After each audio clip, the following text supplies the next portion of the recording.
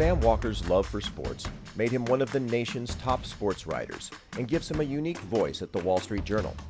As the Journal's deputy editor for Enterprise, Sam brings his discerning eye for what differentiates winners from losers to the paper's page-one in-depth features, focusing on the increasingly competitive arena of global business and politics. Sam's latest book is The Captain Class, the hidden force that creates the world's greatest teams.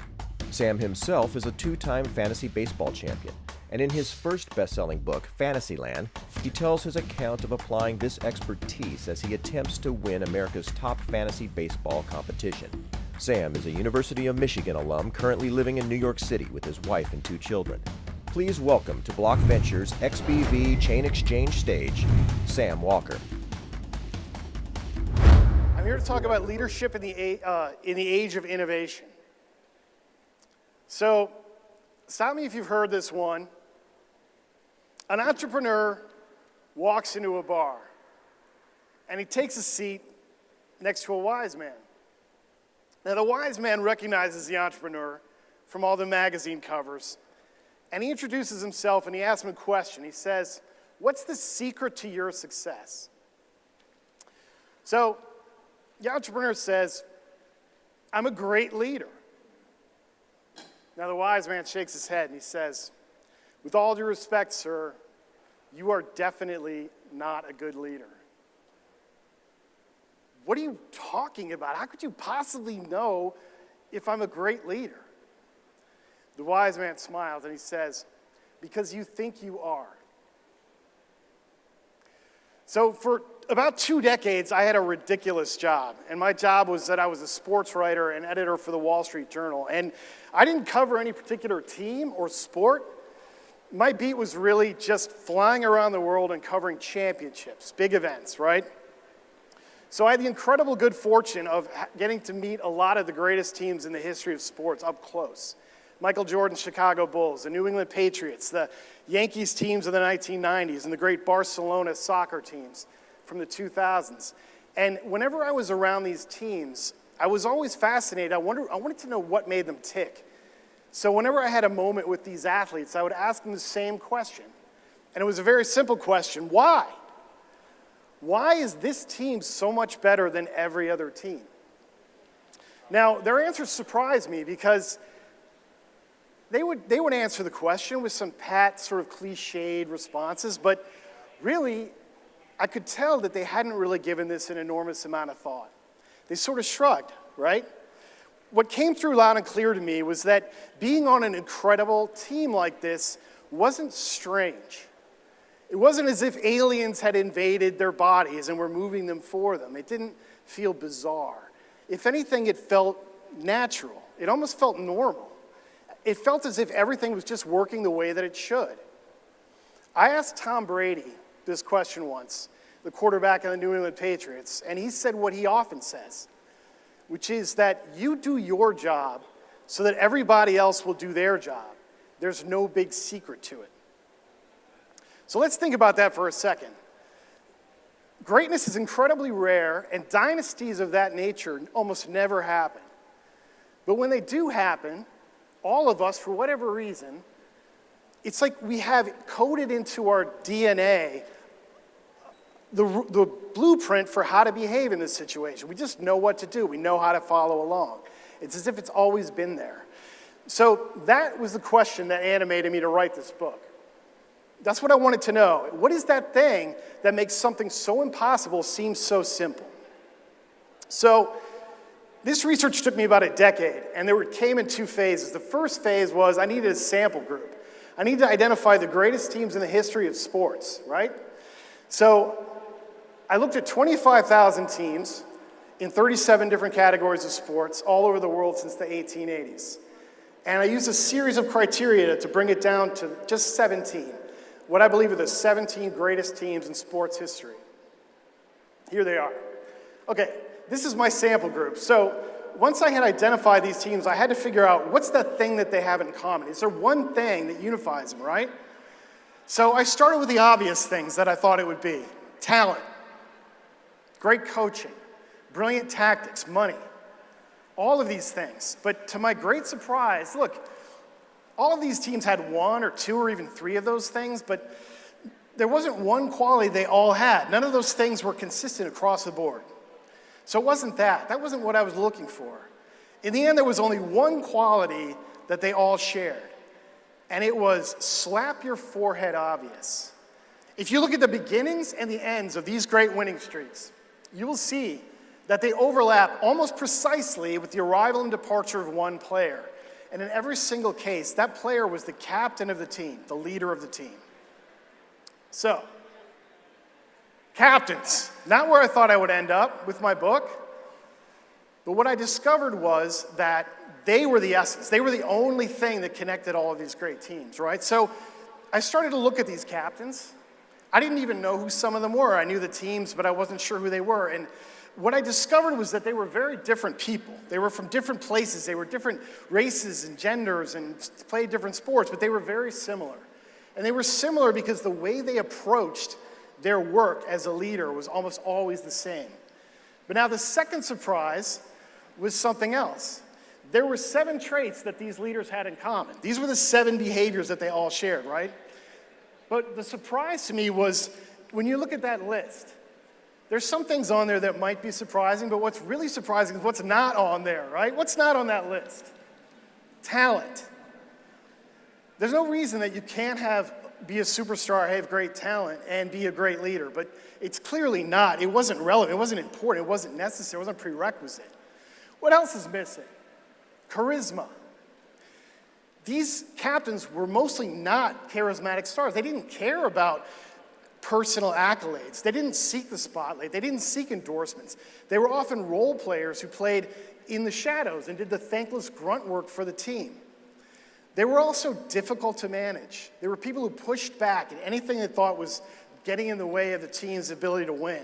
And they would push the rules to the absolute maximum. So here's the thing. All of my preconceptions about leadership, I realized, were completely wrong. On these teams that had sustained excellence, the leaders were completely different than what I imagined. In fact, a lot of the qualities they shared were things I would have thought would disqualify you from leadership. So what I realized was everything I thought about great teams and leadership had to be put in the wastebasket and trucked off to the landfill. And you know what? I suspect that I'm not alone. I suspect I wasn't the only one who had these misconceptions. So since the book came out, I've done a lot of research, and I've found that the same patterns hold true in other kinds of businesses, whether it's legacy businesses in the business world, it's sports, obviously, whether it's military units, election campaigns, all kinds of teams have the same internal dynamic. Teams that have had a culture of greatness, they all have the same leaders and the same kind of leadership structure. So, but what about all of you? What about this group? You're innovators, you're entrepreneurs. And this is the 4th industrial revolution, right? This is an era of incredible possibility and disruption, right? And probably a lot of you have gotten where you are because you have a willingness to rethink the way everything's done and to throw out the rule book at times to try to do things differently, right? Well, most startups, most companies that are trying to do new innovative things, what do? Well, they like speed. They try to have a very fast feedback loop between the executives and people running the company and the star talent. They want instant communication. They want collaboration. They don't want levels of management and hierarchy. They want to be able to surround a problem quickly and attack it. They want to be fast, right? This is great. And you know what? This is a great way to innovate. And when your company is growing and your growth curve is like soaring through the roof, that's great. You know what? Any model of leadership will work in that situation. This model's fine.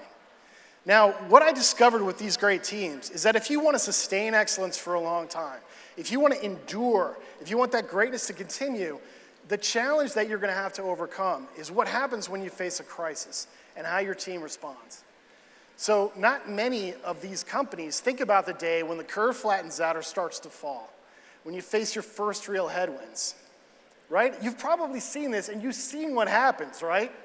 I mean, the first thing that happens is the executives, they start to overfunction, right? They throw out all kinds of remedies. Some of them are great, some of them are not so smart. At the same time, the star talent, those people who've been doing great things, they could work anywhere. So they start dusting off their resumes, and they're thinking, you know, maybe it's time for me to move on. So suddenly those 2 tent poles that you've built your entire company around go away. So what do you think happened to the tent? I mean, you can survive this, but if you want to be great and you want to sustain that greatness, the only way I've ever seen it work is to have this kind of person, someone with these characteristics. Because it's not just that they're able to step in those times when things are very difficult and use one or two or all 7 of these traits in order to pull the team together and hold it together.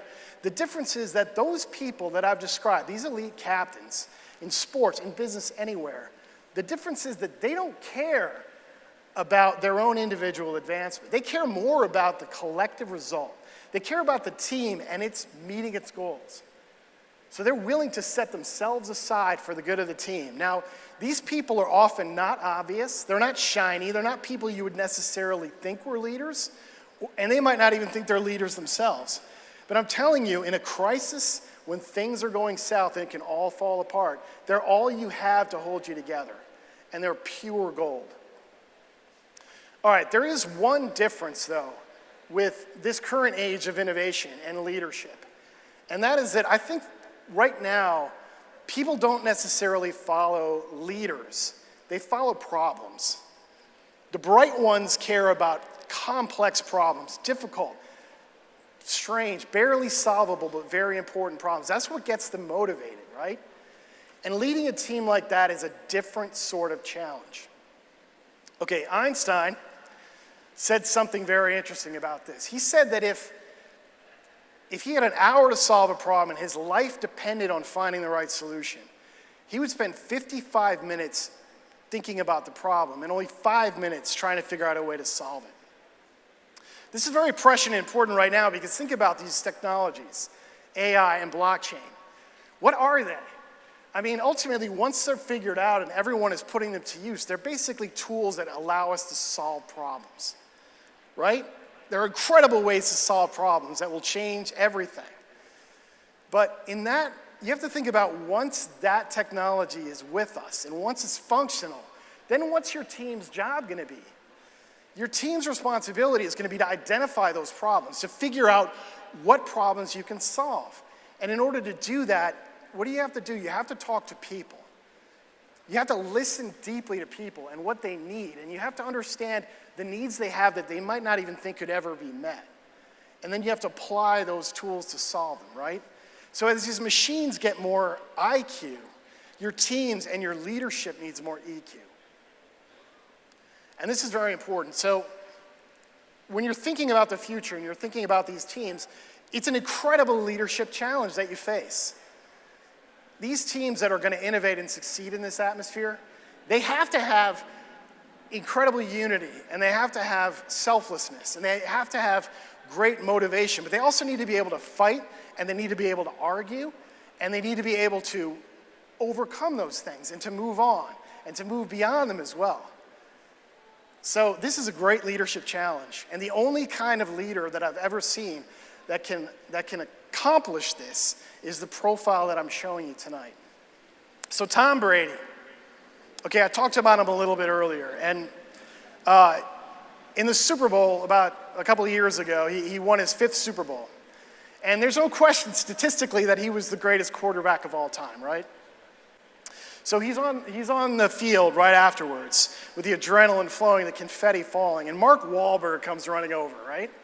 And Mark Wahlberg's a huge Boston fan. He pats him on the shoulder pads, and he's like, "You're the greatest quarterback in history, the greatest ever, ever." And look, in that moment, Brady could have easily gotten caught up in that, right? Most of us would just say thank you. They would take the compliment, right? Well, that's not what Brady said. What Brady said in response to this was, well, you know, I don't know about that. I don't know about that, right? There is no objective argument that he's not the greatest quarterback and one of the greatest leaders in sports history. But again, he didn't think he was. You know what? He didn't think he was. He didn't even care whether he was or not. So that's what leadership really looks like. And I want to say one thing. In the end, he was right. It is simple. It is a simple thing. You do your job so that everyone else can do their job. Now, he did his job. His job was to be the leader and the captain of that team. Now, that was simple, But simple isn't always easy. Being a leader is an incredibly difficult job. It is thankless. It is a lot of effort. It's constant work and constant effort. And you cannot slack off. And you're not going to get the credit that you think you might deserve. So in the end, you have to look inside your organization. Look for people that you wouldn't have thought were leaders. Look inside yourself and ask if you have these qualities. But in the end, you've got to identify a different sort of person to lead these teams in the future. And once you've identified them and put them in charge, you need to cherish them. You need to cover them and coat them in platinum and make sure that they don't go anywhere, because they're the ones who are going to make your business great for the long term. Thanks a lot.